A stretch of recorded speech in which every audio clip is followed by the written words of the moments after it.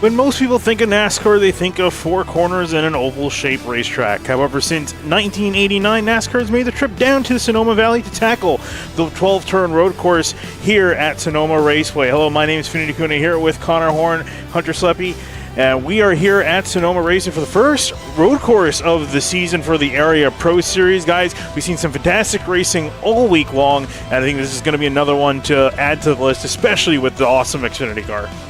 Yeah, I think the Xfinity car is going to really shine today because it's a hot and slick track and it's a road course, so those are a pretty fun combination. It's not as hot as it had been for Monday and Tuesday, but it's still going to be a hot and slick track with little downforce. And I believe this is the first time this series has gone to Sonoma. I didn't see any history on Sim Racer Hub, at least anyways. We know who's fast at road courses, we know who we'll see at the front, but we might be surprised by some drivers, some newcomers to the Pro Series that might shine as well at this 1.95-mile racetrack. Sonoma's fun to watch. I personally don't like driving it, but it is still very fun to watch, Hunter, and we should be in for a good show with a lot of competitors. Yeah, a lot of unknowns with this. The first time Area has ever gone to Sonoma for either Cup, Trucks, or the Pro Series. And one driver to keep an eye on tonight is James Skyi. This man is the king of road courses when it comes to the Pro Series. He's had 7 wins, 9 top 5s, 9 top 10s. His average finish is literally 1.4.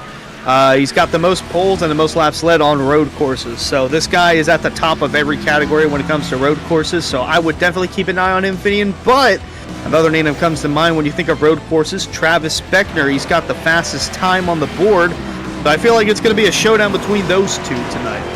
Yeah, we see Travis Beckner usually up there when it comes to drivers that are solid on the road courses, but also got to throw into the conversation Jake Nichols in the 73.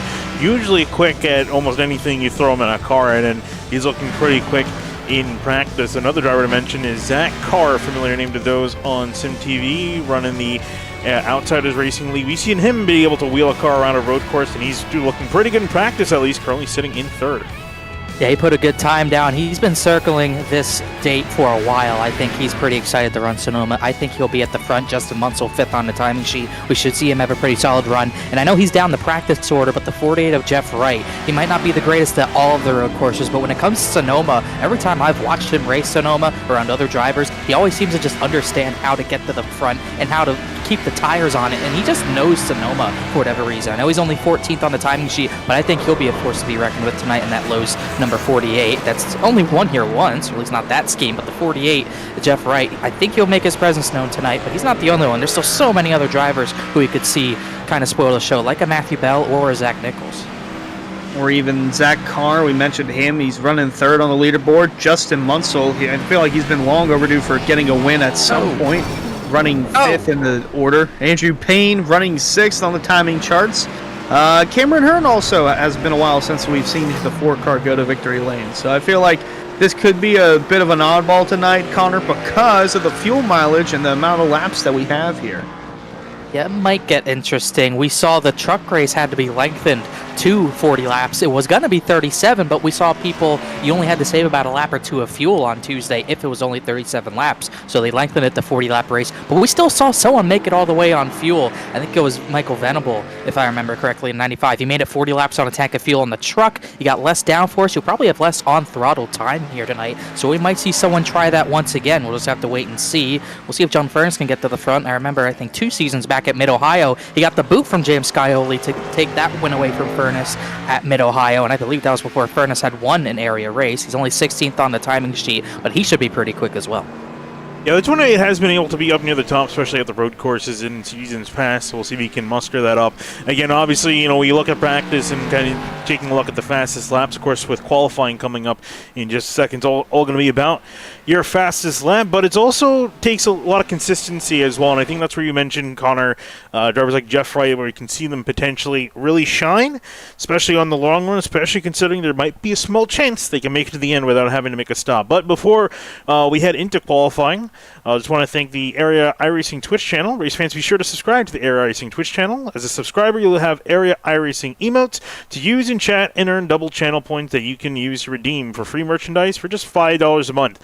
Join today. That's the Area iRacing Twitch channel.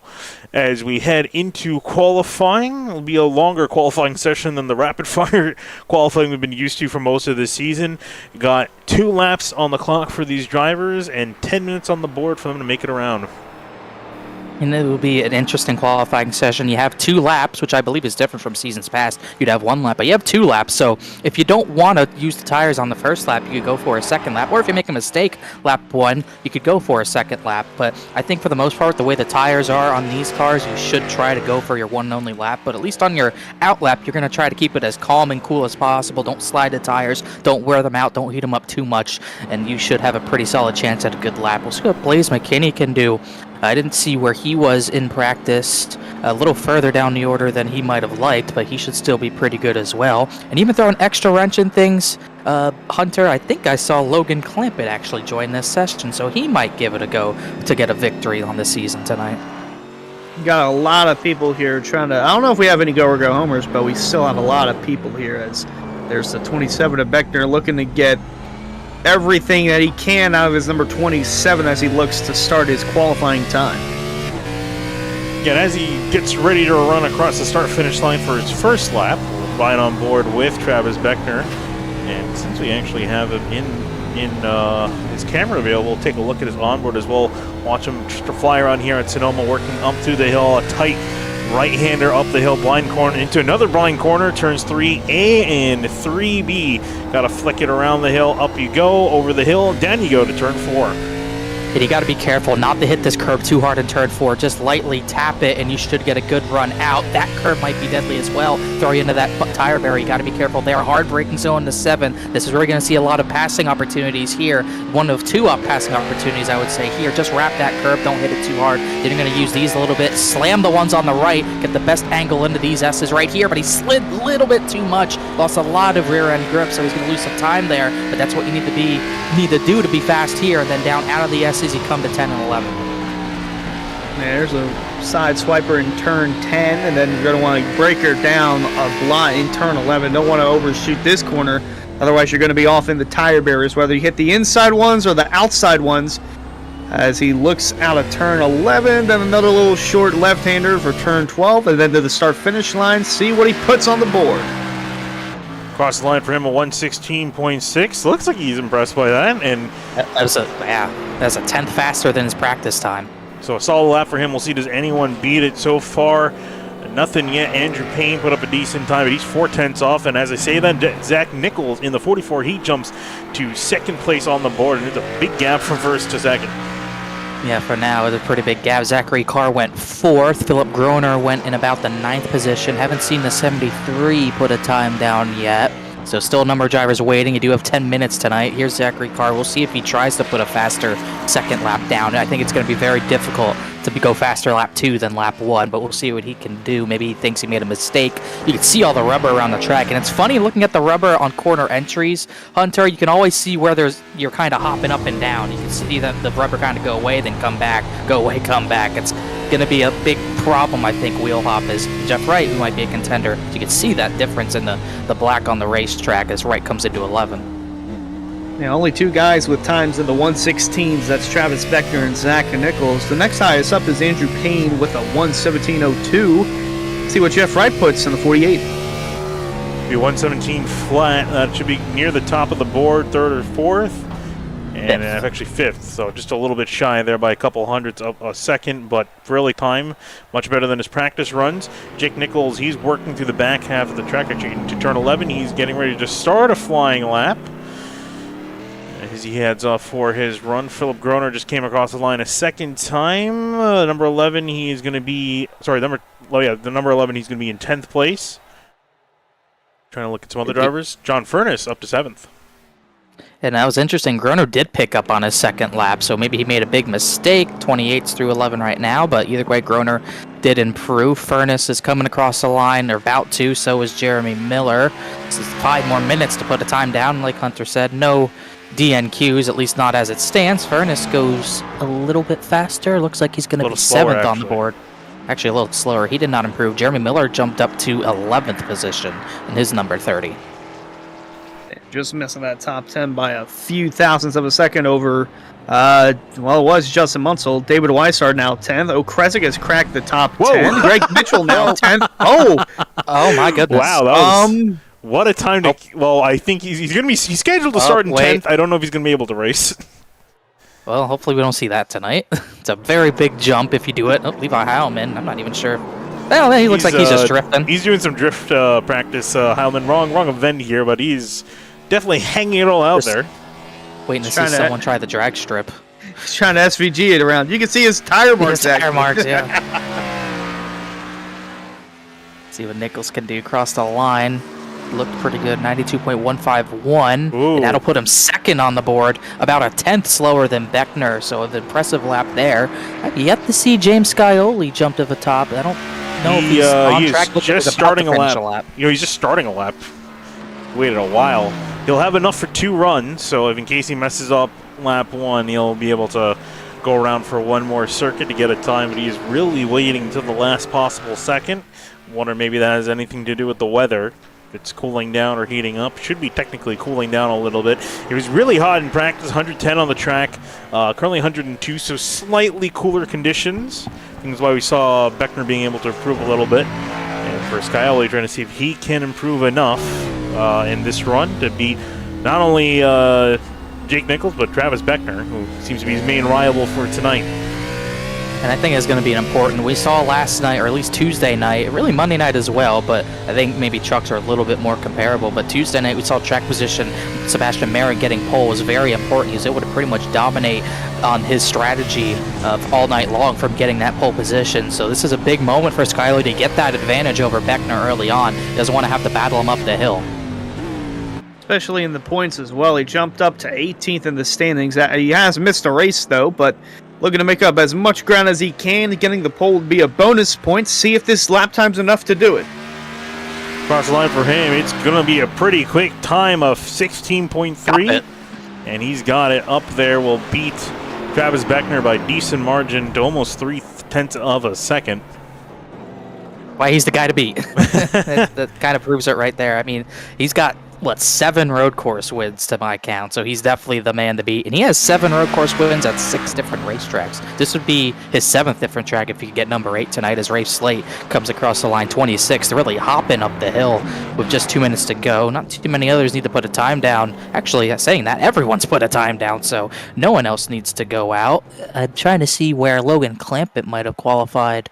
Looks like he's actually further down the order in 31st position, so not what I expected from him.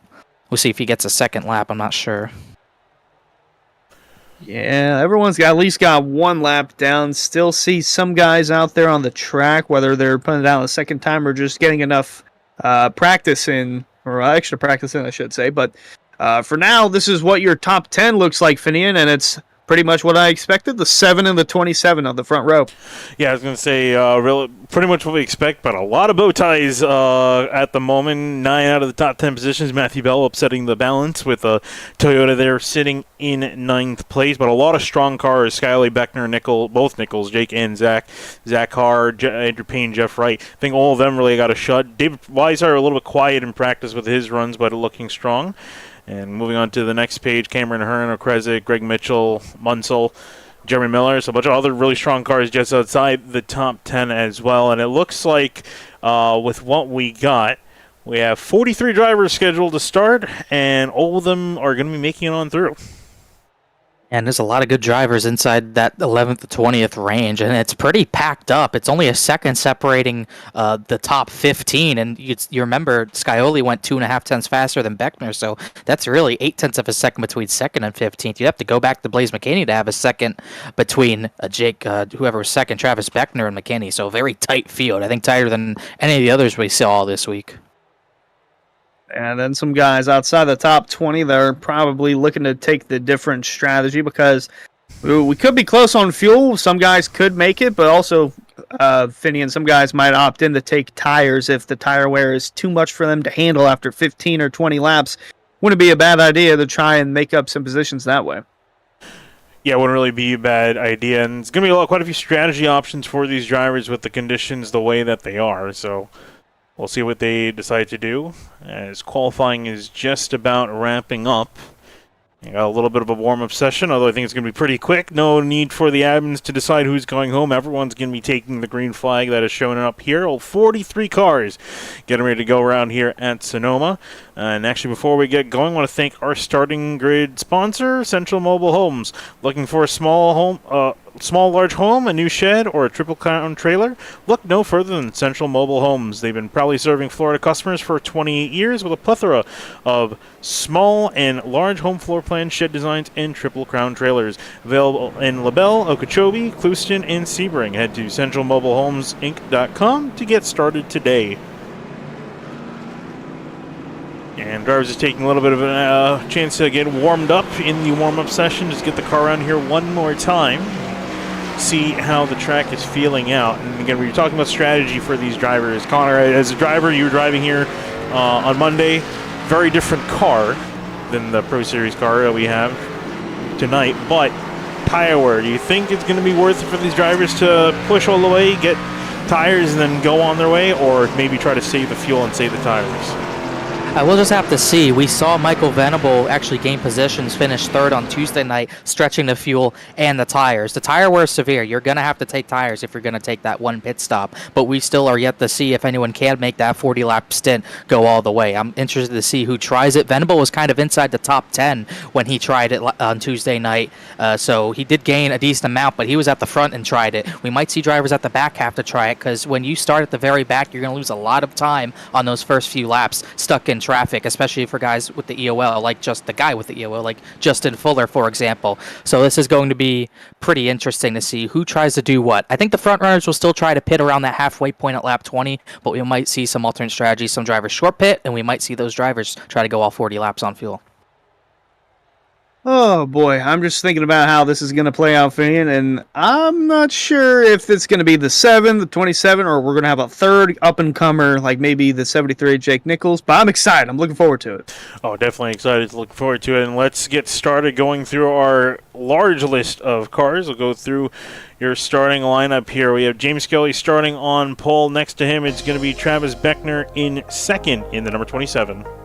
And then Jake Nichols, already a winner this season, will start in the third position alongside the other Nichols. Zach Nichols starts fourth in the 44. Nichols and Nichols on row number 2. Moving back to row number 3, it's going to be Zach Carr in 5th place in the 97. Next to Andrew Payne, line up in the 77 in 6th. Seventh position will be Jeff Wright. We'll see if he can climb to the front of the field early on. He'll start alongside David Weishart and another Camaro starting 8th. Moving on back to 9th, the first Toyota in the field, Matthew Bell in the number 43. He's lined up next to John Furnace in the number 28 in 10th. 11th position will go to the 4th, Cameron Hearn, who could look to upset the field tonight. He'll be alongside another Supra, Connor O'Krezik in the 14th. Moving on back to 13th, it's going to be Greg Mitchell in the number 2. Next to him, Justin Munsell lined up in 14th in the number 6. 15th position will go to the 30 of Jeremy Miller. He will start alongside his teammate in 16th position, Philip Groner. Moving back to 17th, it's going to be Justin Fuller in the 55. Next to him, it's going to be Ryan Hart in the 54, lined up in 18th. And Fuller will go to the rear with an EOL penalty. Trey Eitzen in the 22 starts 19th. He's been impressive on Tuesday nights. Blaze McKinney is impressive any night he races, but he'll start back in 20th. Moving on back in behind them, 21st, Brody Falker in the number 42. Next to him, Alex Bell is going to be lined up in the number 15 and 22nd. 23rd position is going to go to the driver behind Brody Falker, because that's how that works. Braxton DeWeese in the 13 car will start in the 23rd position. Brad Slaughter Jr., Truck Series champion, will start 24th. Moving on back to 20... you're saying 24th? 25th.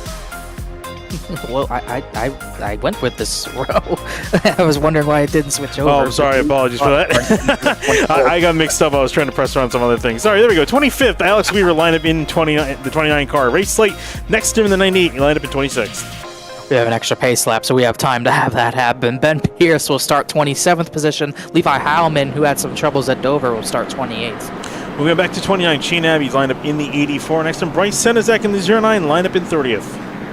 31st position, Logan Clamp. It's surprising to see him qualify down the order, but we'll see if he can come through the field from that position. Julian Valadez will start 32nd. Moving back to 33rd, Justin Anasogek lined up in the 88. Next to him, it's going to be Ed Robertson in the 64 and 34th.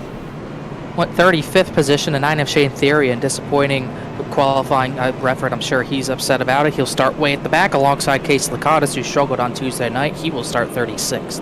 We go back to 37. It's going to be Alexander Bryson in the number 38 machine. Next to him, Garrett Grant line up in the 5 and 38th. Most starts in era history for Garrett Grant. I have to always include that. Cedric Hunter will start the number 70 Ford Mustang in 39th, one of the few Mustangs in the field. Bronson Stafford in a Toyota Supra will start 40th. Back in 44th, it's going to be Zach Wilson, the number 12. And next to him, it's going to be Colin Fambro in the 18 car lineup in 42nd. And the last starter tonight's going to be Joey Chapman, what I believe was a Coca-Cola sponsored Toyota Supra, and that's a full 43-car field for Sonoma. Yeah, a huge amount of cars getting ready to go. We have one extra pace lap, so we'll try to take through here all the onboards we have for drivers. We've seen Travis Beckner before already. He's getting ready to go here in the 27 machine. And then also, got to find where all these guys are starting. Justin Munsell here, and got a foot cam ready to go. Watch him work the pedals around here, the fancy footwear that's required, that finesse that's required to work your way around here at Sonoma. Taking a look, we also have... I have Braxton DeWeese here, but I don't have his camera up, so I'm not sure that's planned or not. We got Rafe Slate in VR. He's getting ready to go. Got the boat shop on, the VR headset, like the brand. Brand representation on there. Levi Howman's also lined up in behind him in 28th. And then last but certainly not least is Bryce Senizak. I'm trying to find where on earth he's starting. There you go, 30th. Further down the order always has Casey Kane in behind him, watching over him. Just like JT Poole usually has Ricky Bobby behind him. That'll go through your starters and all the driver cameras. We'll try to pan throughout the day. Take a look at the weather before we get going on green. Coolest we see the track temps all session long. Started around 110 in practice, around 102 in qualifying, and now 95 on the track. I think the drivers are definitely going to enjoy those cooler temps. I would think so, and I think the tire wear might be a little lower because of that lower track temp. It's the lowest it's been all week. Every other session's kind of started around noonish. This is pretty much late-ish afternoon. We still have plenty of daylight here, but I think that tire wear will be muted, but you're still going to have to protect those rear tires, as you always have to at a track like Sonoma with all this elevation change. Oh, yeah. Looking forward to this. Have we made our picks yet, boys? No, I was going to say, let's get it going before we get going green here. Hunter, I'll let you start off, actually. Oh, well, thanks for that. I'm going to go with a 7. Fair the pick. easiest pick. Fair pick. Why couldn't I go first? Well, Connor, you can go second. Oh, come on, man. I wanted the 7. Whatever. I'll go Zachary Carr. I feel like I keep picking him, but this is a big chance for him at Sonoma. I think he's going to do it. Well, I think the 73 Jake Nichols has got what it takes. We've seen him be very good at managing his tires, and that's going to be something very key here as we work through the hairpin. Turn 11, the field getting lined up. 43 cars getting ready to light it up here in wine country. Everyone working through, 40 laps on the clock, and we're ready to go here racing at Sonoma.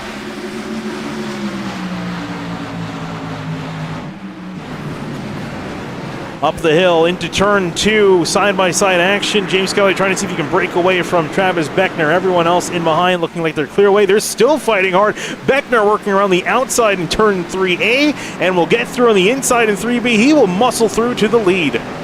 Disadvantage of being the pole sitter, you start drivers left, and he was not able to clear Beckner up the hill. That gave Beckner the advantage up the hill all the way into 3A and B, and Beckner's got the clean air and track position because of it.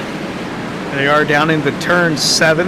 Good passing opportunity for some as we see some multiple side-by-side battles, even three wide battles with that one car going super low, and then off to the S's. Trying to see who on earth is involved in there in the middle there. I think I see it's the blue and white car. That's Alex Weaver in the 29. He was in the middle of all that. There's Brad Slaughter in behind, Julian Valadez in the number 86, Ray Slade ahead of him, so huge chaos there into the first of 2 hairpins, and then as we work into the back hairpin now, Skyi trying to see if he can get back to the 27 of Beckner, who will lead lap number 1.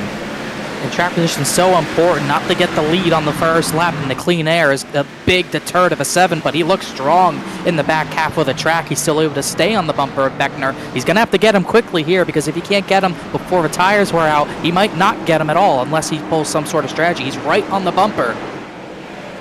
Close to the bumper as they head into turn 3 and 3A, as the 7 just applying pressure to the 27. Won the pole, didn't get to lead the first lap. Travis Beckner looking to complete this win as he's trying to keep the 7 at bay, but not for much longer. Yeah, he's doing pretty well at the moment. Most of the front runners single file, a couple other close battles in behind. Ooh, 7 was getting to the bumper of the 27. Want to quickly go back here. It's another car flanking. Connor Kreska under attack from Justin Munsell. We see Garrett Grant jumping way down the order. I think he's had some issue.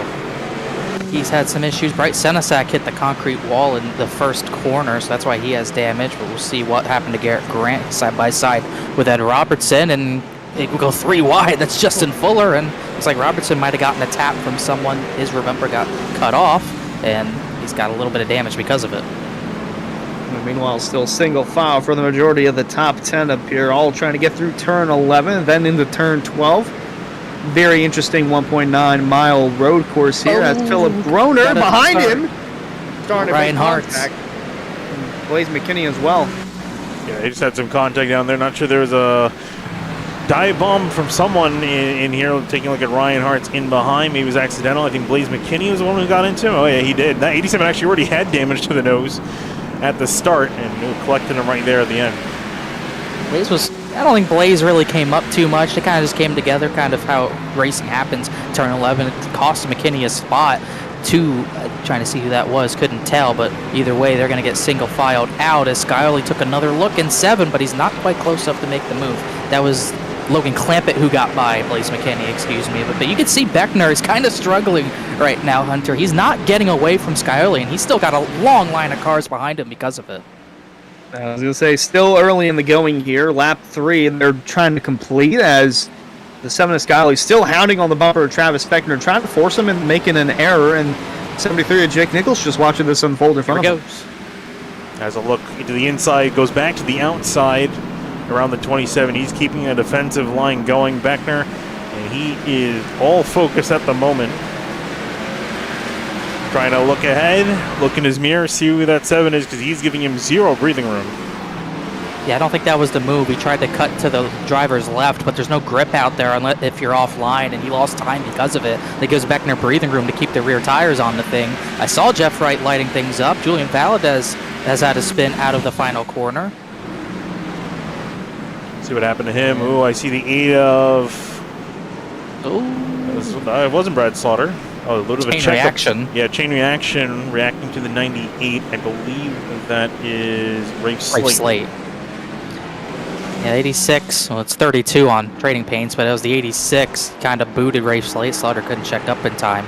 But either way, it's a rather clean incident compared to what we have seen, at least what we saw on Tuesday night, as fuel's not really spreading out. You have gaps here and there, but there's so much battling throughout the field. Shane Abbey's diving for about 28th on Shane Theory, and now it's all the way up in turn 7 while the leaders are already in turn 11. But you can't go side by side through those parts of the S's. They'll get back single file. These guys just trying to log laps in and just trying to make it through, as Shane Abbey really hasn't gone anywhere, stayed in the exact position he started the race in. As the 27 still holds on, but the 7 of Skyi now has pressure from behind from Jake Nichols. And Nichols all over the back of him coming out at turn 11 onto the front straightaway, now up to turn 2. So he's putting pressure on the 7, the 7's putting pressure on the 27. And they're all still extremely close together. Everyone, like you mentioned, Connor, everyone's still very close together, which is usually, we start to see the field spread out just a little bit at this point, but the entire field has all stayed together pretty well. About 25-second spread across the entire 43-car field is pretty impressive, as we're only on lap number 5 of 40. Ooh, one car looking out right defensive, the 44, as Beckner is under attack from the 7, and behind them Zach Nichols is under attack from Zach Carr. That's the second time the 7 of Skylly's kind of given the love tap to Beckner, kind of just letting him know, hey, I'm here, I'm not going away, so it's going to happen one way or another. But yeah, it seems like Beckner's trying his best to control the pace, maybe not get out to too big of a lead, maybe control the rest of the field as well, make him run his pace, but he's got to be careful. If Skylly gets a good run into 7 or 11 or even any other corner where he can remotely try a pass, he's going to pounce on it as Beckner is once again going to get a tap from the 7 of Skylly. Jake Nichols is just sitting back and watching. Oh, we got a crash. Jeff Wright out of 11. Big crash. Big stack up. Track's blocked. Oh, wow. Brody Falliker's around. Huge chaos in turn 11. What on earth happened here? And it's still not done yet. The 4 I see is trying to get going. Furnace, heavy damage to his car. It's like he got the worst of it. Oh, right, wow, hit the tire barrier. Did he cut it too close? Yeah, looks like it. Oh, that's a big mistake right in front of the field, and a lot of drivers got damaged because of it. Furnace is way back of, well, he's not way back of it. He's the first one to have seen, really. Yeah, watch Jeff Wright here. He's making the right turn. I think try to cut it too hard. Car came to a complete stop, and a whole bunch of other cars. Weishart involved. The 4 of Cameron Hearn, who just can't seem to catch a break. The 42 is sent around. Brody Falliker. Yeah, like see, Levi Hallman just cut the course, just trying to get going again, but huge damage to a bunch of cars there. And a big mistake for Jeff Wright to make. He was so fast. He was trying to cut under, but he just couldn't do it. Made a big mistake. So that's going to cost him a great finishing position. And I don't even think we talked about it. There's no cautions for road courses in the area at all, regardless of the series. That is the 97 of Zachary Carr, but if you make a mistake here, you're in a tough pickle, especially if it happened in the front, and it did inside the top 10. So a lot of these guys that were involved in that wreck, they're going to be looking for ways to just try and, one, make the race, but two, try to figure out some strategy to make up some ground. Yeah, I think that definitely shoveled up the field, that little incident. Here's Matthew Bell. A lot of rear end damage, but I would argue you don't really need your rear bumper here at a road course. So he's going to continue on, running well in 7th. He's up 2 spots since the drop of the green flag. Connor Krasikin behind the 14. That car working pretty good. He's up 4 positions. There's David Weiser with the damage to that nose. I worry a little bit with that nose damage. It's pretty significant. I gotta say, I was surprised Logan Clampett qualified 31st. It did not take him long to get through the field. He got through that crash pretty well. He's all the way up to 13th position. He ran a 118.7 last time by. Even through traffic, that was 0.2 faster than Travis Beckner. And he's still probably 11 seconds behind, but he's got the pace. We're not really surprised by that. Clampett starting to work his way through. Had a rough going in qualifying, but during the race he's been able to make up some ground. Could even clinch a top 10 if things keep going in the right direction for him. A lot of spaced out racing outside the top 5, but still tight battles inside the top 5 as we still look throughout the field. That's the 13 car of, I think that's Braxton DeWeese. Yes, he is also up a few positions from 23rd. Right in the middle of the 54 and the 87. Those two had contact a couple of laps ago, but Braxton DeWeese steadily making progress. You're right ahead of him. Ryan Hart's running 15th at the moment, a couple spots up. A couple of retirements especially after that major incident we saw in turn 11. Wright, Furnace, and Hearn all retiring after getting major damage. And I'm not sure, 86 Julian Valadez also retired from 39th. I think he might have been involved there. And Bryce Sinizak, Connor, you mentioned he got damaged earlier on in the race. You just saw Brad Slaughter get past Justin Anasoga, who I think had an off-track excursion. So exchange for 23rd and 24th, but back up with the leaders. These guys are probably going to get sick of each other at this rate. Lap 8, they are pretty much looking like how they started after lap 1. Pretty much. The only difference inside the top 6 is the battle between Carr and Zach Nichols switched, and Beckner and Scioli obviously swapped. Scioli's got to run. Beckner blocked it there. He's going to force Scioli drivers left. Scioli's actually going to get back to the bumper. It's another tap. That's a bigger hit than we had seen. But I think Scioli knows he's a tiny bit faster, but Beckner is going to block his heart out because he knows if the 7 gets by, it's likely race over. He can't let him go, so he's got to protect that lane hard. Scioli's going to have to find another way around or get even more physical than what we've already seen. Scioli's showing a lot of patience here early on, but he can't hold up for too much longer because the 73 is knocking, the 97's closing in, the 44 is there as well. And not to mention Andrew Payne, he's also in this, so a little 6-car train here in the first 2 seconds of this group, but the 7's going to have to make a move eventually, otherwise he's going to get past. Every corner almost looks like he's trying to fan out and dive, make a little bit of a move, a juke and a jive, and just can't quite seem to get anything on. Beckner seems to be pretty much unfazed. And at the rate that these guys are going at, they're going at a semi-decent pace, although a little bit slower than they were, actually quite a bit slower than they were in qualifying. So I don't know, I'm wondering if these guys are trying to maybe save something, or Connor, do you think that they're pushing? I feel like Beckner, I don't know if he's saving fuel, but I feel like he's definitely trying to control the pace and save his tire a little bit. That's kind of why he's not pulling away, even with the cleaner air. He ran a 19.2 last lap, and like we were mentioning Logan Clampett's pace again. Ooh, Beckner missed the corner, though. Here comes Skyi. He's going to look to be inside, more contact, and just can't quite stay alongside. But Beckner, Logan Clampett was about 9/10 of a second faster than Beckner last time by, and Clampett's actually going by Trey Eidson, or at least trying to right now. So I'm almost wondering if Beckner's trying to back the field up a little bit. Maybe he is trying to save fuel. We don't quite know. So Skyley's on his bumper again up the hill. I was just about to say, the tire fall off really hasn't been that significant. There was only about 0.3 off from the fastest time, and then a huge drop off there where we saw guys in the 119 range like we saw for Beckner. Skyi, although Skyi that last time a 118.9, Beckner a 119.06, so definitely some interesting strategies going on, Finney, because we did mention fuel would be a concern. These guys, if they saved enough, they could make it without stopping. Yep, they could make it. Hit him again. Yeah, I was going to say, he is really enjoying hitting the back end of Travis Beckner's car. He's tapped it quite a few times. You just kind of wonder, when do the bumps when do the taps become bumps? The made sure to move the 27 out of the way, but the entire top six here, all the way back to Andrew Payne, all nose to tail.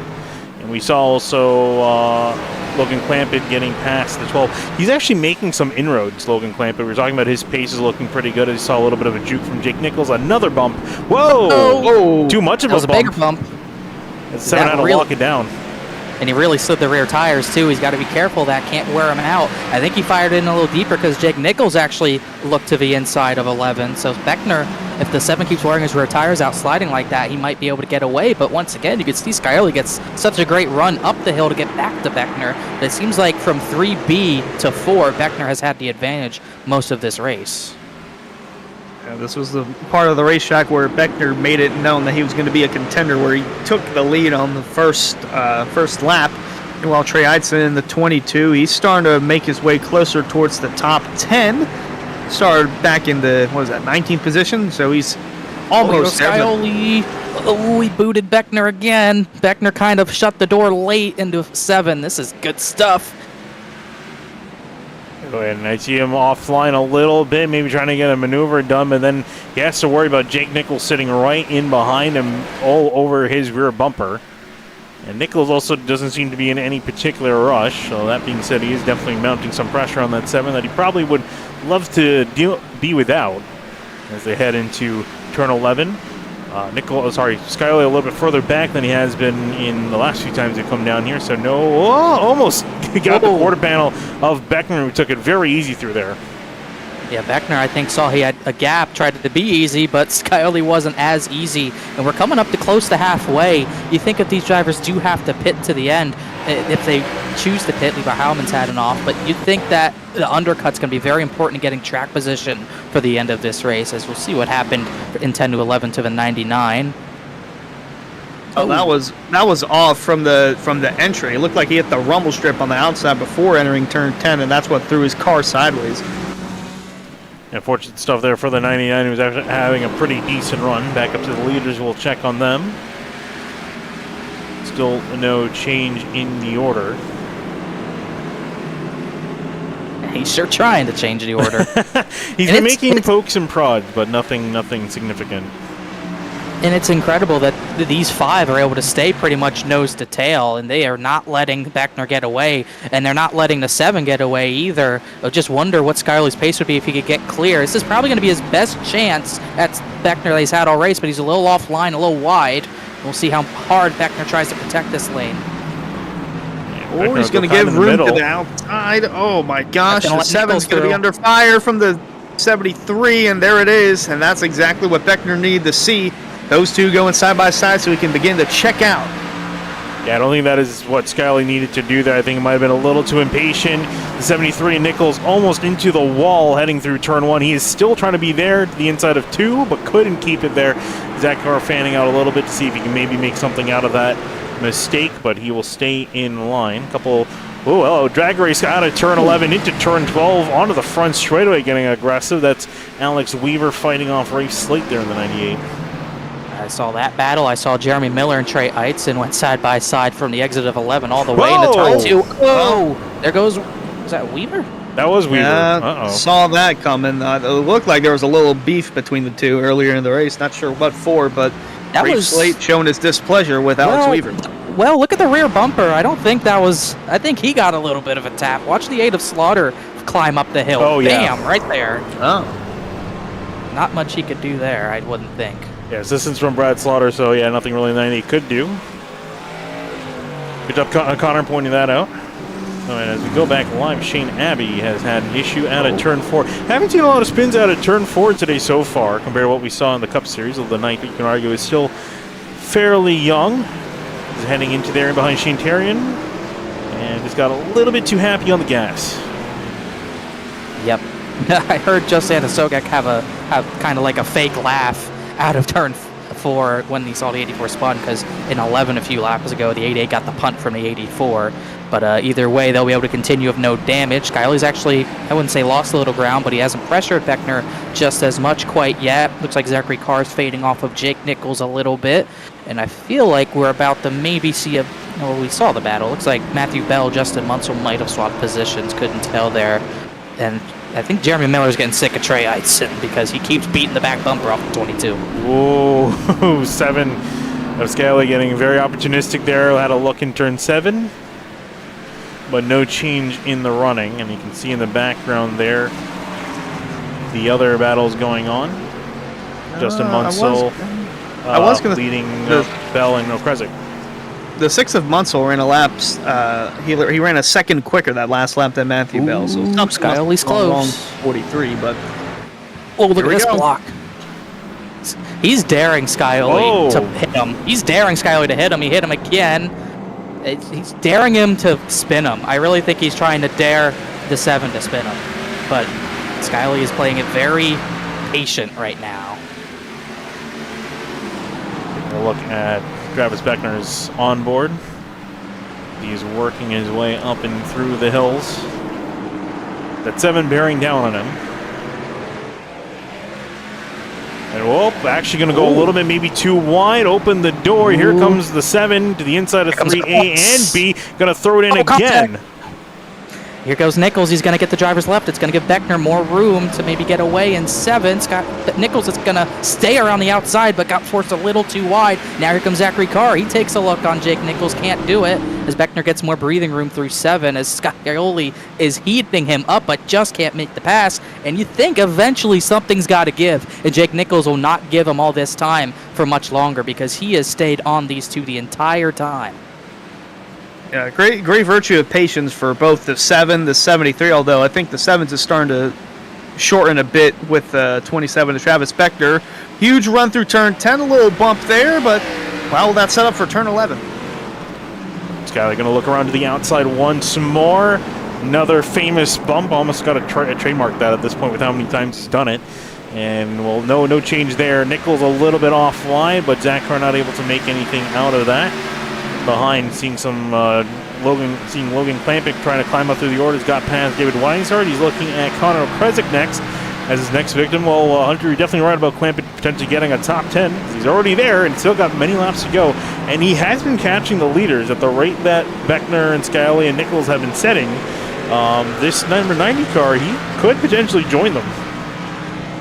Yeah, that's if the 27, the 7, the 73, they all stay within each other and they don't pass each other. They tease as the 14 lets the 90 go by in the 9th, but yeah, almost a second quicker that last time. Hunter Skyi just dove bomb Travis Beckner and took the lead away, and here comes Jake Nichols. Man, the one time I peel away from these guys and I see they miss the pass for the lead. Skyi, your new leader, out of Jake Nichols and Travis Beckner. We'll see if anything happens in turn 11 as Beckner has been shuffled on back. Everyone tired of waiting, feeling he's been going too slow.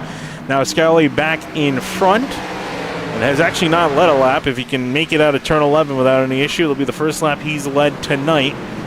They head on through single file, a bit of a checkup. Zach Carr being flanked by Zach Nichols, and no change there. Let's take a look and see what happened in turn 7 to set this whole chain reaction off. It was just finally the right run, and Travis Beckner tried hard to protect it, but Skyi kind of takes him by surprise here, and Beckner cannot cover it up in time. Skyi gets to the inside, kind of forces Beckner wide. That allowed Jake Nichols to also get the second position away, so we'll see if the 27 can keep up and stay in this lead battle, and is now Skyi starting to put a bigger gap in, but you can see Skyi was tired waiting. That's the highest up the San Jose Sharks have been on the leaderboard in years, as Jake Nichols up to second. The 7's starting to check out. 6 car lengths separating first and second now, but Beckner's still hounding the 73, trying to take second away. Yeah, Beckner's not losing any time. He's remaining in this group. Skyi getting a small lead, one of the biggest leads we've really seen between the leaders since the drop of the green flag. That's only maybe half a second, but he is starting to break out away from Jake Nichols. And Nichols, I wonder if he's also kind of running in a slightly slower pace to preserve his tires. But no other changes in the top 6.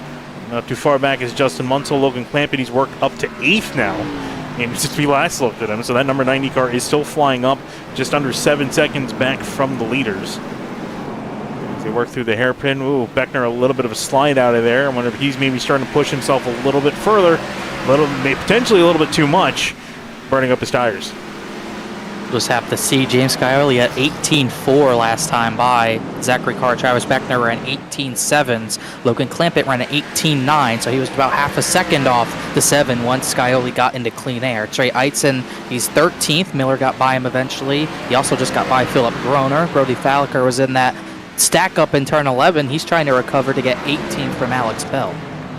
Yeah, that 18.4 that Skyi ran, that was his fastest lap of the race, and that was after being behind Travis Beckner for all those laps, lap 18 on the run, so that should tell you all about the tire wear, at least for some drivers in the field. Beckner a few tenths off his fastest lap, but it's going to be difficult if Logan Clampett's going to reach the top 5 or so, because he is 5 seconds back. Meanwhile, back here, Braxton DeWeese looking to the inside of Philip Groner for the 14th spot.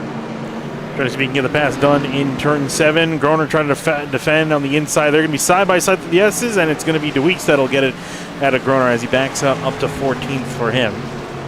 Take a look at some of the other battles going on through the field while the top 6 have kind of stabilized for now. Alex Bell still ahead. Brody Falliker, and will continue to be ahead. Alexander Bryce and Justin Asogek are close together, and a couple other battles trailing off, but we'll check back in with our leaders, and it looks like Nichols is kind of reeled back in the 7 just a hair, but a little bit more separation out of the top 6 than we see. Not much, but a little bit. And I think that kind of confirmed my theory. I think Beckner was really trying to control the pace and not get too far ahead and keep everyone maybe a little stacked up. Maybe there are fuel games. I think that these drivers might be closer to making it than I thought. They might not even have to save as much, as Payne kind of got a little wide there, but we are starting to see those top 6 kind of get spread out. Justin Munsell about 3 seconds back of Andrew Payne at this point. He was pretty much ran the same time as the 77 did. Logan Clampett gaining on him at the same time. Yeah, things have definitely spaced out between the front 6 or so, as Nichols now about 9 car lengths to even a second back from Skyi. Beckner's, though, still within half a second of the 73. Tires haven't faded away too much yet for him, but hasn't let the 73 go. It hasn't let him go, and as we tick closer and closer to halfway, the question is kind of out there. Are these drivers... Whoa! No! Skyi hits the tire barriers, similar to what we saw with Jeff Wright. Major damage to majority of the cars in the top 6. Zach Carr, another driver with heavy damage, potentially. He's out, and just like that, Skyi, major mistake. That's going to take him out of it. Oh my God. He had everything going for him. He's out of the race. He's done. He just clipped it, and there's nowhere for Jake Nichols to go. Beckner gets through. The 44.97 get hit, but what a huge mistake. He was pulling away. He had the pace, and now Travis Beckner gets another shot at life. He gets the race lead. You see, I don't think Carr's going to have too much damage, as he almost hit Justin Munsell, too, as well. What a huge mistake. and that damaged almost everyone in the top 6 at least a little bit. Beckner is in the lead. He does have front end damage. Jake Nichols has right front damage. The 77 Andrew Payne might be clean in all this. Yeah, that's a rare mistake from the 7 of Skyi, the king of the road courses. Mentioned about, he had the most wins, top 5s, top 10s. Every stat that there is, he's at the top of it for road courses. So very shocking error there from the 7. And that's the same tire pack that Jeff Wright hit earlier. So not sure if that's aligning with some of the drivers the wrong way, but definitely for the 48 and the 7. Justin Munsell now has a shot at the top 5, and Logan Clampus closed the gap to 4 seconds behind Travis Beckner. It's great for Justin Munsell. He was trailing off around in 7th place and behind the leaders, and now has been able to catch up as well. As you mentioned, Logan Clampett, who's right in behind. Cue the Jaws music, because that 90 has been quick, and he's just been given a lease on life. He closed in about 3 or 4 seconds opportunistically after that entire checkup held up everyone inside the top few positions. So major implications here as they're working through the lap car of the 29 Alex Weaver, as he's actually just made a trip down to pit lane. One of the first cars to pit. I see Trey Eitzen in the 22. He's also come down to pit lane. So pit stops, it looks like, has started, at least for some drivers. Yeah, he's in. Really not any others that have really came in for fuel or tires, as we're starting to see these top 5 or so regroup and trying to get back into a rhythm. What that did is really help Logan Clampett gain on these leaders. He was 6 seconds behind. It's now 4 seconds, maybe 4.5. He's getting by, trying to get by Matthew Bell. He actually just did. Well, no, he's been by Matthew Bell. Justin Munsell is going to be the next target he has, as the 43 is still struggling with all that rear end damage. Yeah, hounding the 6 of Munsell for that 6th position, but Nichols still 6 car lengths within striking distance of Travis Beckner. I'm still baffled, Finny, by that mistake that the 7 made, because this just changed the whole complexity of this race. Really did. I got a spin in 4. Bronson Stafford just got spun around. I believe Ben Pierce spun around? him. Oh, yeah, he did. So I was wondering if it was a single car spin. We've seen a lot of them in turn 4, but this time looks like might have had some assistance. Ben Pierce in the 65 there comes up, just clips the 61 enough. The back end comes around. Stafford does get going away with relatively minor damage, with his tires probably not looking as hot. Logan Clampett fighting hard side by side with Munsell, leaving tire tracks in turn 3A. Still going to be side by side with the 6. Couldn't quite get on by. And this will lose him some time. That was a tough spot to try a pass, but couldn't make it work. We'll see if he tries anything in 7. He's not that close, so I don't think he'll be able to. But he really dove in hard. He might tap the bumper of the 6. Almost did. Kept it clean. Lost a lot of time in doing that, trying that move up the hill, as Jake Nichols is not quite chasing down Travis Beckner, but Logan Clampett's trying to chase down everyone else.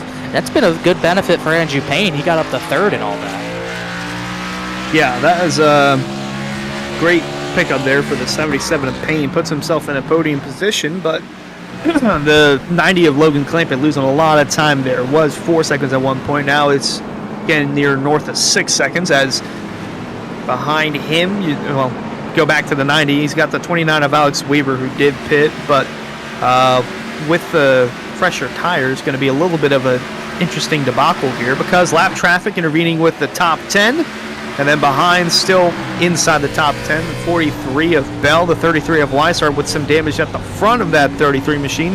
No, Kresick not too far behind in 10th. The battle going on. We're just outside the leaders. Battle for 8th place between Bell and Weishart. Bell struggling to get the power down. Weishart catching up, but nowhere to really go through turn 3. And Connor Kresick saying, I got 2 damaged cars ahead of me. I have a chance of making up 2 spots.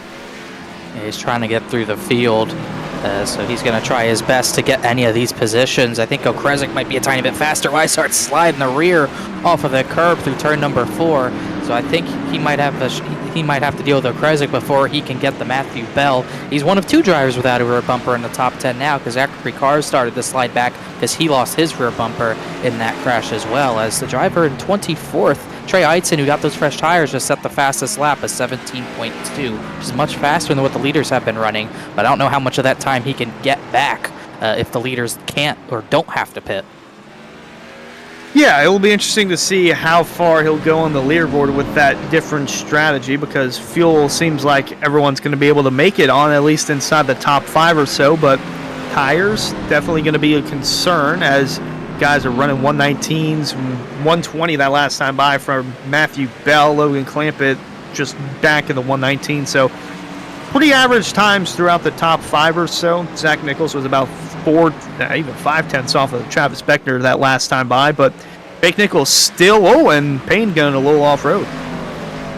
Yeah, slight off-road excursion for the 77 car back on the racetrack, but he's actually starting to lose some grip with the 73 Jake Nichols, and now Zach Nichols is starting to breathe down his neck. Got in behind Zach Carr in 5th, Munsell and Logan Clampett. So the top 7 all fairly close to one another within 6 seconds of each other. Continuing onwards nose to tail. As the laps continue to trickle down. 17 laps to go, 16 laps to go next time across the line. Very few cars pitting. The major driver pitting is really Trey Eitzen, and he came from, I think, around 15th or 16th place. So other than that, everyone else looks like they're sticking out. They don't feel like the loss of time of pit lane's worth it. Yeah, it definitely doesn't seem like it right now. I mean, like we said, Travis Beckner's fastest time's an 18.4, and he's still running within 5/6 tenths of that as he got caught by a tenth by the 73 of Nichols, but he's able to maintain this lead right now. Like you said, like we were kind of talking about, we thought maybe that, at least I thought that tire wear might be a little bit harsher. He still might want to take that pit stop, but it doesn't look to be the case right now. If they are fine on fuel, this seems like the way to go. Track time getting a little bit cooler, 91 degrees. This is a blessing for those in the virtual sim in California. Very hot over there, still 70 degrees in wine country, but it's been a fun one, Finian. It's had plenty of drama throughout the top 10 or so, even at the front for the lead, where we've seen shuffling between the 27, the 7, and then that tire bundle in turn 11 has been the biggest commotion causer of them all. Yeah, I was going to say, it's one of those things, right? Well, if you told me that, if you gave me a nickel every time that someone hit that particular tire bundle in turn 11, I would have a nickel. And now I have 2 nickels. It's a bit weird that it happened twice. I think I messed up that quote, but you get my point. It's a bit weird that it happened twice at the same time. And you got 2 nickels in the top 5 to go along with it, so you can collect a few more of that as well. I think the 73 not only has a little bit of right front damage, he does have some rear damage as well, but at least still has the rear bumper. The 97 does not. He was right with the leaders before that incident. He's not able to maintain. He actually just lost 5th place to Justin Munsell, as we'll see on the replay. I think the 97, see if might have overcooked it. Definitely looks like it. Even might have gotten loose on entry. That might be one thing as well without the rear bumper, Hunter. Your braking capability might be a little bit tougher just because you have really no grip on the rear. At least you lost a bunch of grip on the rear, losing that bumper, so he might really be struggling to even get into the corners. Yeah, these front 2 have checked out quite a bit after that. The 44 and 77 still in a battle of their own for that podium spot.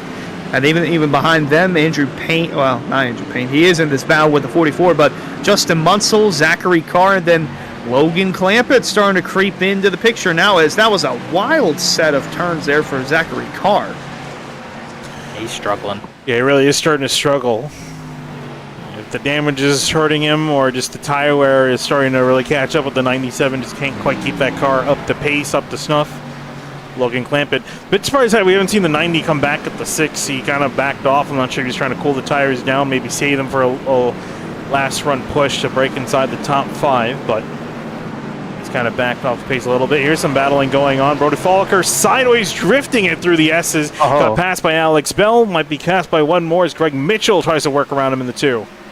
Yeah, he hit those curbs on the right wrong, and it got a big, really sideways. He and Alex Bell tried to go side by side through there. That's really not possible, and we just saw it there as Mitchell couldn't get it done there. He's going to dive inside in turn 11 with a decent enough run, and Folliker will give him the space to go side by side, and I think Mitchell will get this position out of the corner.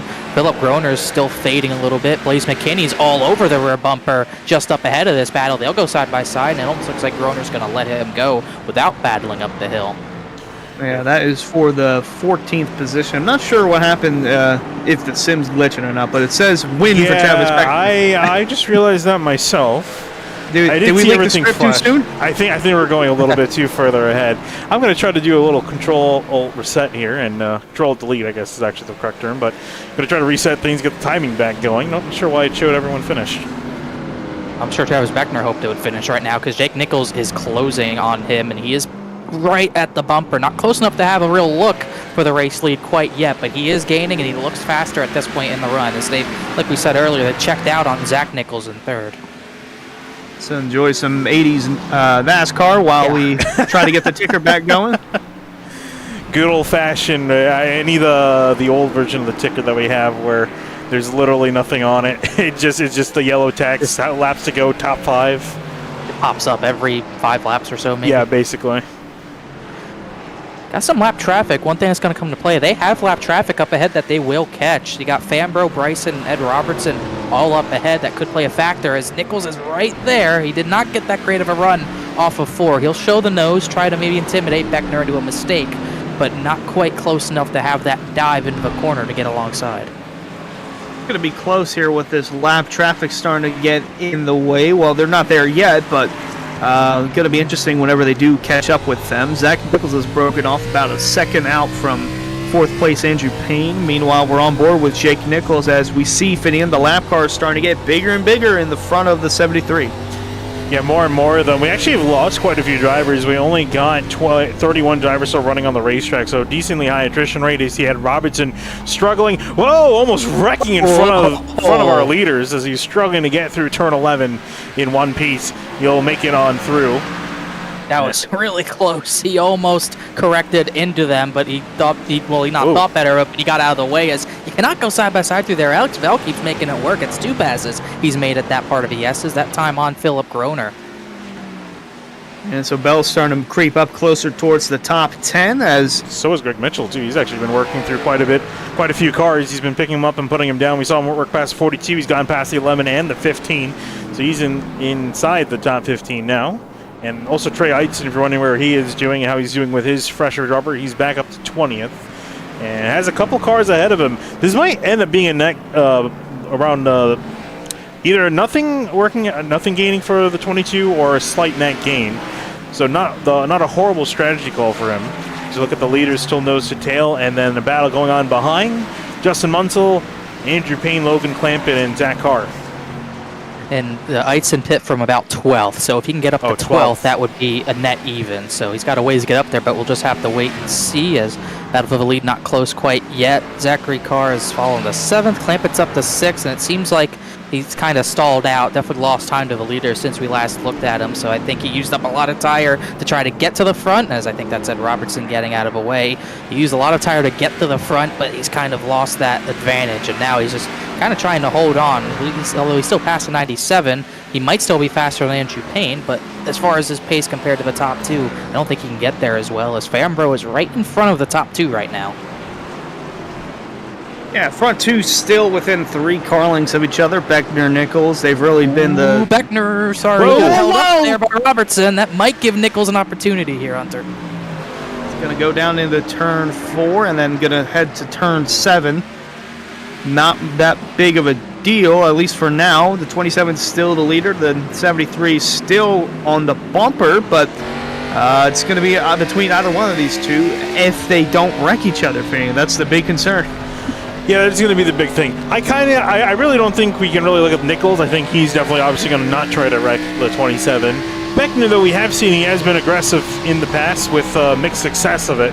So I'm just curious to see how hard Travis Beckner is going to defend to try to fight for this win. He's going to go to the inside. It's going to be Nichols looking to the outside in turn 11. And once again, we see there's just no grip out there. Beckner's going to force everyone drivers left into turn 11 and turn 7 all the time. They go out there, they're not going to get the position. They even lose ground trying it. So, like I said, it's almost like Beckner's trying to dare them to get into his bumper or get close to those tire bundles that we've already seen get attacked. So you got to be very aggressive to make that move work if you're Jake Nichols.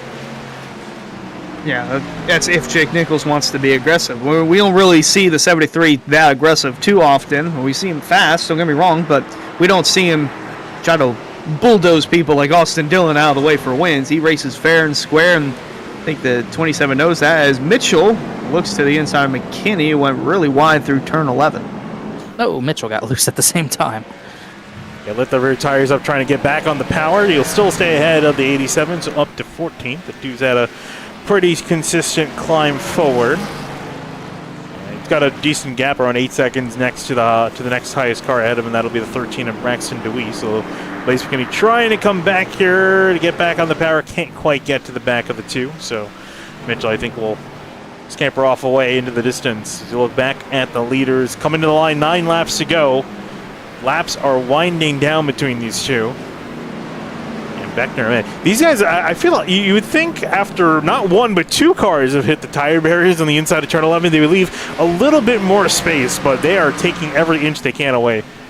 You can't afford to give any space. That's why Skyi did it. There's a time advantage to be had if you get close enough there, so you have to take that risk. You have no choice, basically, as Beckner a little faster than Nichols that time by, able to maintain that lead.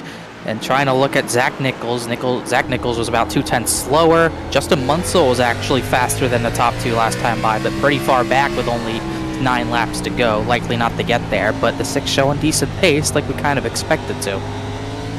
The 90 of Logan Clampett has been showing decent pace all race long. You start all the way back in 31st. Didn't have good pace in qualifying, but has that great race pace. He's on the bumper of Andrew Payne, trying to crack the top 5 for the first time tonight.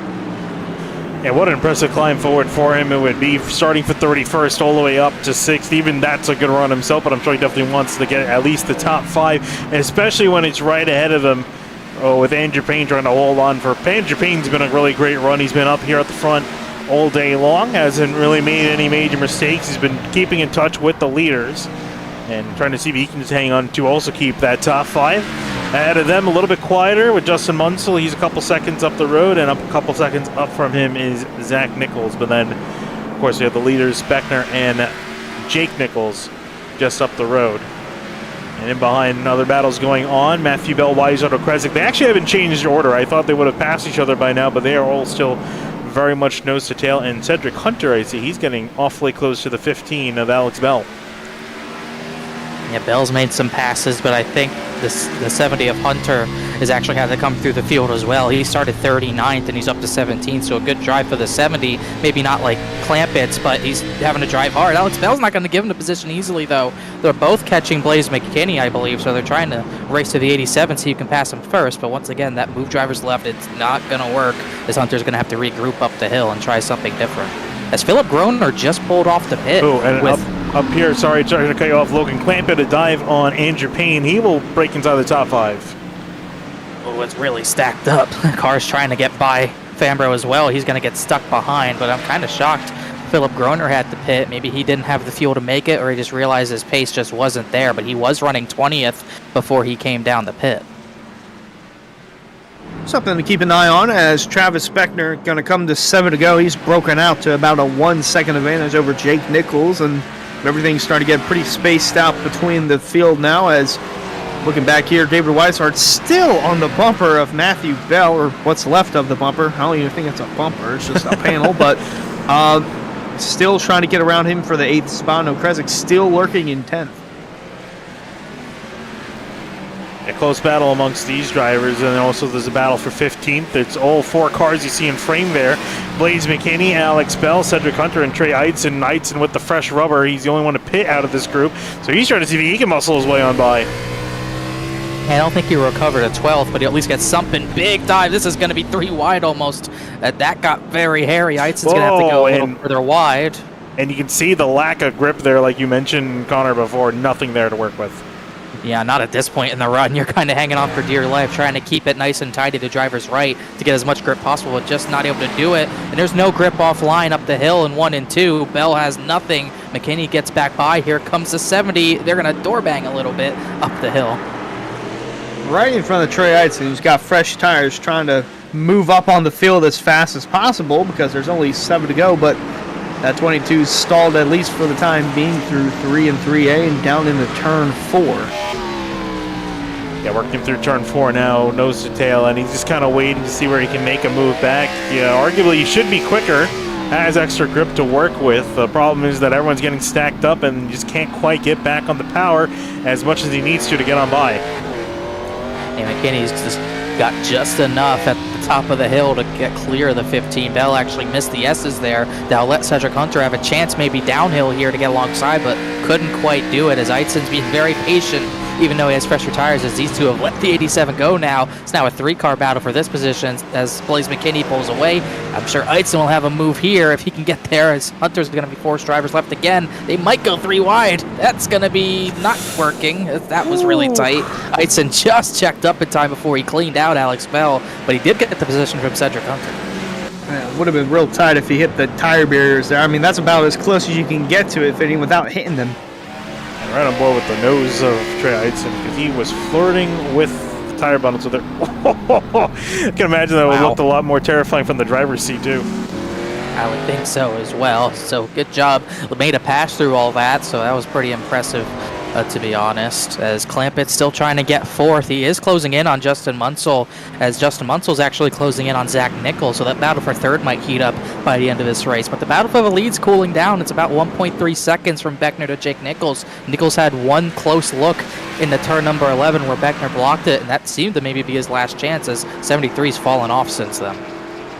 Yeah, going to want to pass him dirty there, wanting to get through clean and to allow the 27 to break away. 1.4 seconds now, the gap, as Nichols just trying to get as much as he can, trying to close in on the 27, but nothing is working as of now. Yeah, he's kind of backed off. I'm just wondering maybe he just doesn't have the tire. Usually we see Nichols is pretty good at tire saving, but this course very demanding, and especially the pace these guys have been setting has been pretty demanding for 40 laps straight. Just don't think he has enough to push that little bit extra. And as a look back here, Eitzen fighting side by side. Hunter almost made a move back on him, but he will just stay ahead in 17th. Still trying to see if he can get back to Alex Bell, and then also Blaze McKinney just up the road. He's running out of time to see if he can at least try to break inside the top 15. I was pointing out it earlier. Also, David Weishart. I was looking at him. He got passed by Connor Kresick. So that little trio battle for 8th kind of also subsided. And I think Eitzen actually got forced drivers left. That's why he was forced wide, and that's why the 70 got side by side with him again. But that battle's still going to be ongoing, as will this battle for 3rd. Excuse me. It might turn into a battle for 4th. Once was lost ground. Logan Clampett's still gaining just a little bit. Zach Nichols holding clear of 3rd for now. Munsell about 1 second back, still within reach of that 3rd position, as Clampett's there as well. So really 3 cars in the running for this podium spot, and it's all Zach Nichols to lose. It is all Zach Nichols to lose at this point, at least for 3rd place. He's just trying to keep and maintain the pace ahead of Justin Munsell and Logan Clampett as the laps continue to wind down. Last time by, Beckner was actually only 300th slower than Jake Nichols, so they ran pretty identical laps. Just doesn't seem like the 73 has the amount of drive off the corners that he needs to catch this 27. And I don't know if he's going to get another opportunity. It's going to probably take a lot of stuff happening for him to have one more shot at Beckner. There's some lap traffic ahead. Garrett Grant, Shane Abbey, and Ben Pierce is a little further up the road on the lead lap, but I wouldn't imagine it'd give Beckner much trouble. Got closed down a couple of tenths, though, down to 1.2, and maybe a little less than that, as the 73 trying to cut all corners that he can without going out of the racing line, as Justin Munsell holding 4th for the time being. Logan Clampett closing in on this bumper. Yeah, this battle's starting to heat up here. Between these two, battle for 4th. Clampett still looks like he is not done yet. Munsell looks like he might be struggling here. Goes wide out of turn 2. Here comes a charge. Clampett gets back on the power, trying to see if he can make the move. He's the only one brave enough to make that move up the hill. He's going to have positioning. He's going to get it done. That is a power move to get drivers right and stay alongside up the hill through 3A and B. That was really well done to get 4th. And he still might have a shot at the 44. Very far back, about a second and a half back from Zach Nichols, as Andrew Payne now trying to look to the outside of Munsell, trying to crack in the top 5. That's risky. Yeah, Alexander Bryson there. He was on the apex of turn 7, trying to let the leaders on by. Whoa, and Payne is absolutely charging the curves, trying to see if he can catch up to Justin Munsell. Trying his hardest, and I think he'll have a look if he's close enough into 11, but he's got to be careful of that curbing. If he cuts any closer, he'll end up hitting that tire bundle and be the 3rd driver to do so in this race. It's still interesting that we saw 2 drivers do it. We saw no one do that the last 2 nights, as Zach Nichols looks like he might have just gotten into Bronson Stafford, as the 61 hasn't let him by quite yet. But good battles inside the top 5, and you got good battles outside the top 5 as well. Matthew Bell is not battling for position with Colin Fambro. Ryan Hart's, Jeremy Miller are pretty close for 11th at the same time. A little further back, there is the 11 of Jeremy Miller. Ryan Hart's not too far behind as well. Lap car of Ed Robertson there, running in 31st, but Travis Beckner still 1.1 seconds separating the 27 and the 73 with less than 2 to go. Yeah, less than 2 to go for the number 27 machine. I just want to get this ad read out of the way. I've looked at quite a few replays so far tonight. I want to thank Henry County Motorsports Park. Racing returns to Henry County Motorsports Park on September 7th, including 360 Top Gun wing splints, Caruso late models, factory stocks, and more. Tickets are $15 for adults, with discount prices for seniors, teens, and kids age 5 and under are free. Come and see dirt racing at the most southern dirt track in America, located in Clewiston, Florida, off of US Highway 27. And as that car, bearing the sponsor's name, works through turn 11, he's got a 1.2 second lead. White flag in the air for Travis Beckner. And he should have all the room he needs to be conservative and get through this one final lap scot-free without any incident and take the checkered flag. I believe it might be in the Pro Series, his first career road course win, if he can hold on. And both these drivers battling for the first career road course win. But Nichols a little too far back. Logan Clampett's close to Zach Nichols, not quite close enough to do so yet. Jeremy Miller and the 54 Ryan Hart's are side by side for 11th out of the final corner, and I believe the 70 of Cedric Hunter still trying to get by Alex Bell even further back than this. Well, it's the last lap. You got to use everything you can out of your tires, and there's Cedric Hunter moving to the inside of Alex Bell for position as Travis Beckner works his way through the S's for the final time. Yeah, we see Cedric Hunter just getting on by, but for Travis Beckner working on through. He didn't lead every single lap, but he almost did. He led the majority of the early part of the race, setting the pace, controlling the race as much as he could.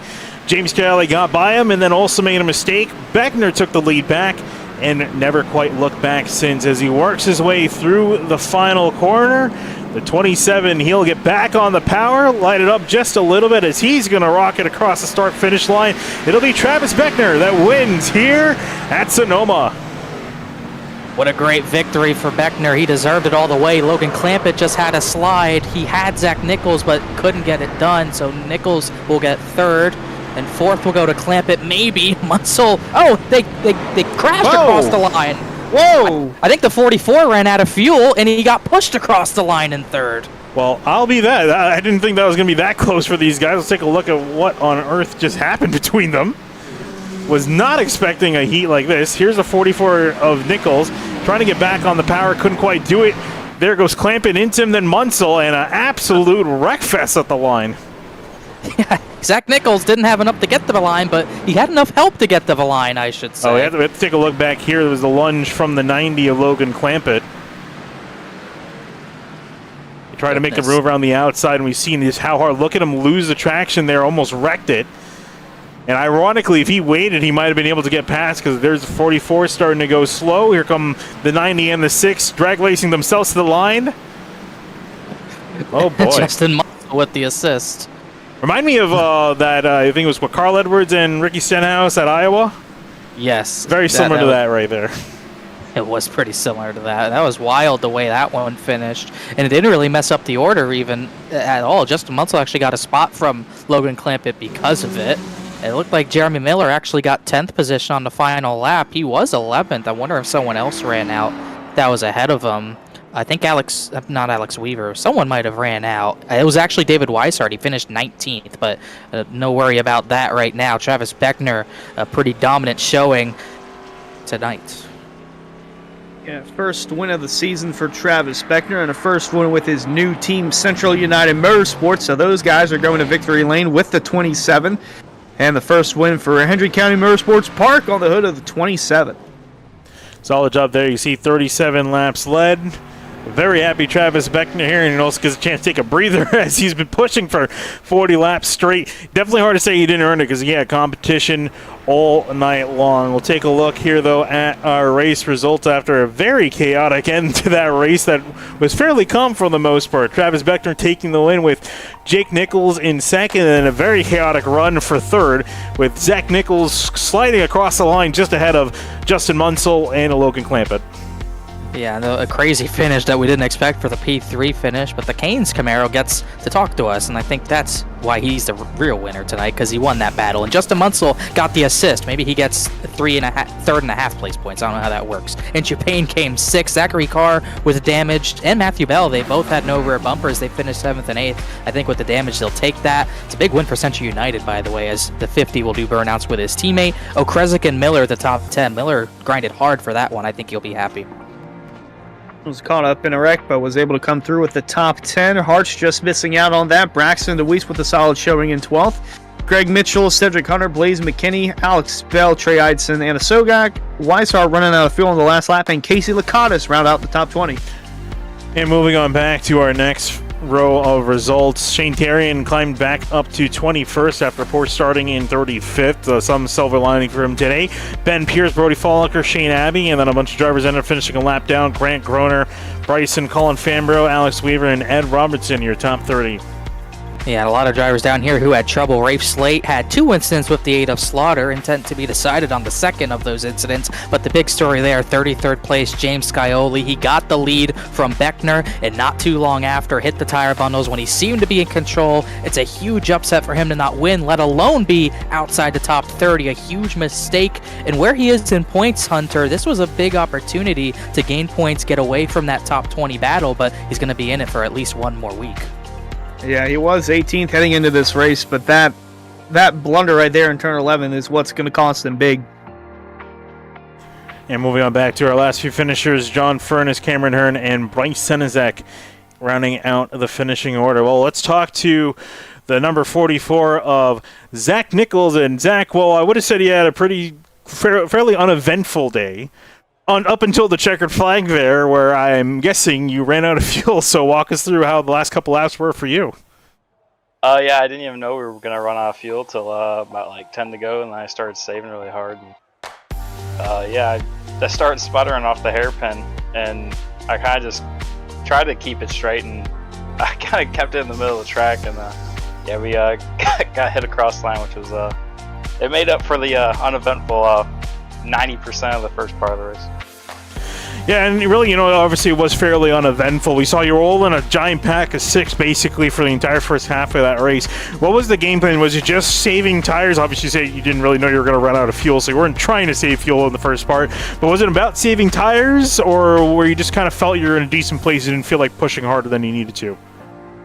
Yeah, I mean, I'm not really the best on road courses. I'm actually, I don't know, not really good at them, so my game plan was just to sit and save the right rear, or not the right rear, but both the rear tires. And yeah, we just sat there, and luckily there was some carnage, and we pulled out a top 3 out of it. It's kind of funny that you're saying you're not good at road courses, because you started in 4th and finished in 3rd. I would say that's pretty good for someone, especially in a stock car. But Zach, solid finish for you in 3rd, and hopefully first of many. Hopefully you get any better finishes in the future as well. Yeah, thank you. And moving on to Jake Nichols, who ended up finishing in 2nd place. Jake, I was just talking about it with Zach Nichols. You're all in a giant group of cars. The entire top 6 were nose to tail those first opening laps. You saw James Scioli make a mistake, and you ended up having a brief taste of the lead for a second potentially, but unfortunately weren't able to capitalize, and you were chasing Beckner all race long. How did the race go from your perspective? It was interesting. I was kind of we were all in conservation mode. I think we're all good on fuel no matter what we did, unless you really pushed it. But at the same time, we were just trying to keep tires underneath us. So I was just waiting for James. I knew James would make a move at some point. He tried a few times. Travis would defend pretty well. So I knew at some point I could try to take advantage, get one, if not both of them. And of course, the time we got Travis, like 2 laps later, I'm more confused than anything. You don't expect that from anybody, especially James. He's our road course ringer pretty much. Our league's road course ringer. He's always fast up there. He's always the guy to beat. And it's crazy that he made the mistake, and it's hard to judge those because I mean I'm sure we all have seen netcode before where on your screen live someone hits a wall or something and stops and then keeps going. So like your first instinct when it's James is that it's netcode, like he'll kick back into place, and then a second later you realize, uh-oh. So I slammed into him. Yeah, my car was killed after. I can't believe I'm very glad that I had the pace because I could stay with Travis, but I had front damage that really wasn't visible, but it felt that way. I had rear damage, toe damage.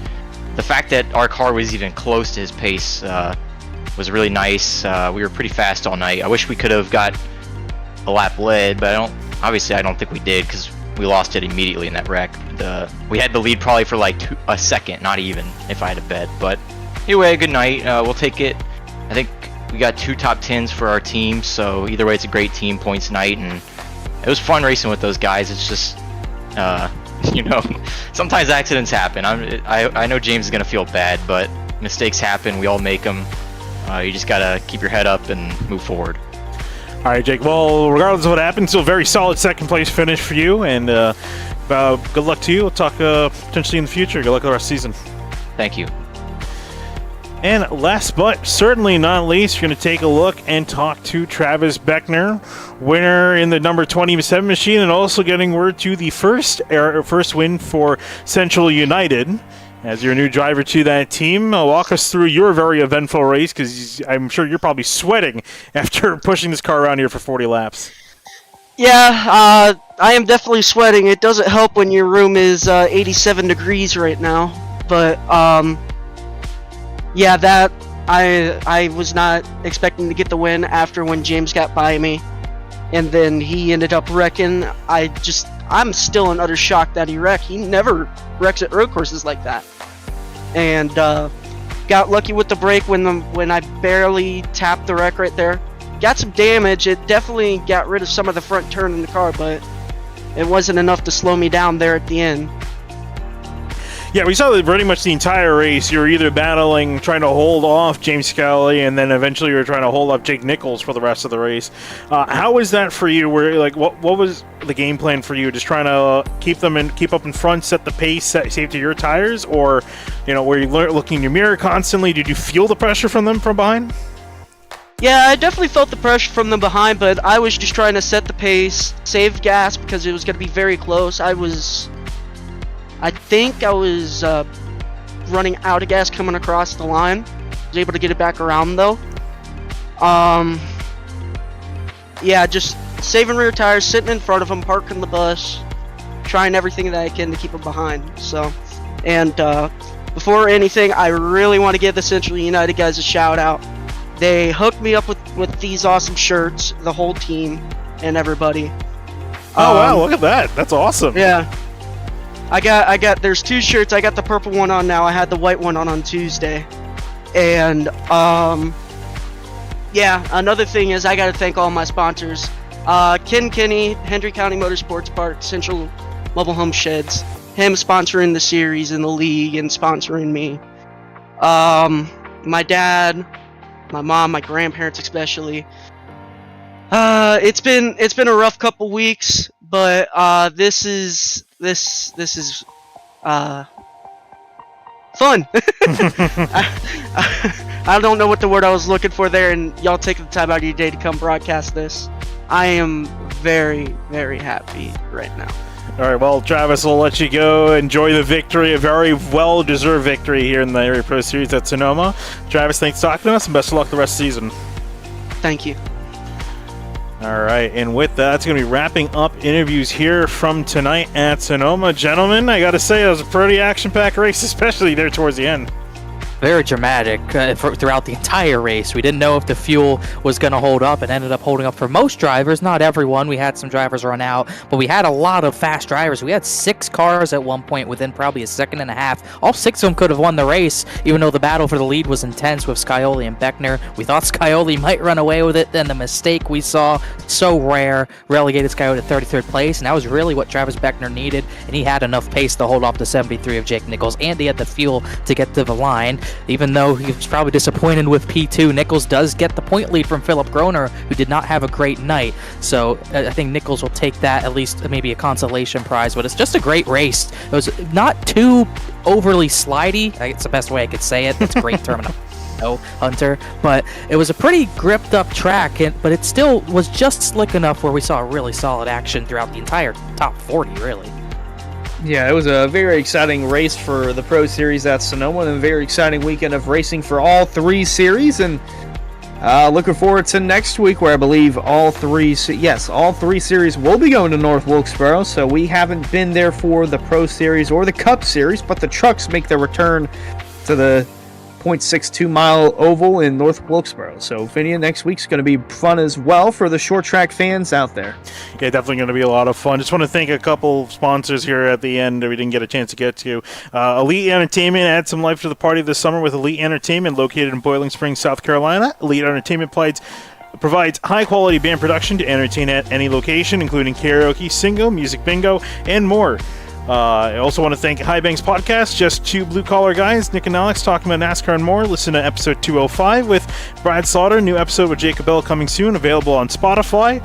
Rick's Hot Sauce. Head over to rick'shotsauce.com for some of the best hot sauces made locally in South Florida. Try the Loxahatchee Classic, Golden Garlic, Palm Beach Pineapple, or South Beach Heat. Follow the Rick's Hot Sauce Rookie of the Year battle in the Area Cup Series. See which driver will take home the $100 prize as the highest finishing rookie in the point standings. And you definitely want to check out next week when we head to North Wilkesboro, like Hunter mentioned, across all 3 series. Some classic short track action fun. We've seen some fantastic racing in North Wilkesboro in the past with other series, and I expect nothing less, especially with the giant fields we've been having here in the area, across all 3 area series. Well, that's going to wrap it up here from Sonoma with the road course action here. My name is Trinity Kona here with Connor Horn and Hunter Sleppy at SimTV, and we'll be signing out for tonight. Thank you for watching.